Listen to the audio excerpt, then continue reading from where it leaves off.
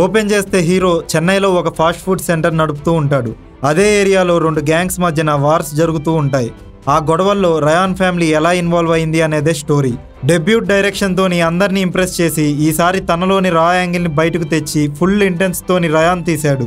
Story line simple గా ఉన్న ఆ క్యారెక్టర్ అండ్ సిచ్యువేషన్స్ తోని స్టోరీలో ఇన్వాల్వ్ అయ్యేలా చేశాడు. మెయిన్ లీడ్ ధనుషే అయినా సపోర్టింగ్ యాక్టర్స్ క్యారెక్టర్స్ కి కూడా మంచి స్క్రీన్ టైం ఇచ్చాడు. ఇంటర్వెల్ లో స్టార్ట్ చేస్తే క్లైమాక్స్ వరకు నాన్ స్టాప్ హై. కొన్ని సీన్లో అయితే ఒక యాక్టర్ డైరెక్షన్ చేస్తే పర్స్పెక్టివ్ ఇలా ఉంటుందా అనిపించింది. యాక్షన్ సీక్వెన్సెస్ లో అయితే సినిమాటోగ్రఫీ మ్యాడ్, అసలు జస్ట్ రా అండ్ రస్టిక్. ఇక బీజిఎం ఉంటది బ్రో, బెస్ట్ అంతే, అసలు ఎక్కడా తగ్గలేదు. క్లైమాక్స్ లో బీజిఎం అయితే goose bumps వచ్చాయనుకో.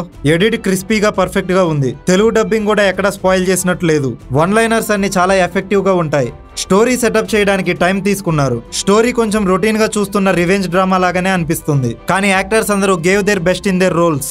Dhanush also did best in his role. Director గా 100% న్యాయం చేస్తే యాక్టర్ గా 200% న్యాయం చేశాడనే చెప్పొచ్చు. సీన్ కి మ్యాడ్ అయిపోయే లెవెల్లో యాక్టింగ్ సీన్స్ ఉన్నాయి. సందీప్ కిషన్ కి చాలా డేస్ తర్వాత ఒక మంచి రోల్ వచ్చింది. I'm very happy for him. Sandeep ఆ క్యారెక్టర్ కి జస్టిఫికేషన్ చేశాడు అనే అనిపించింది.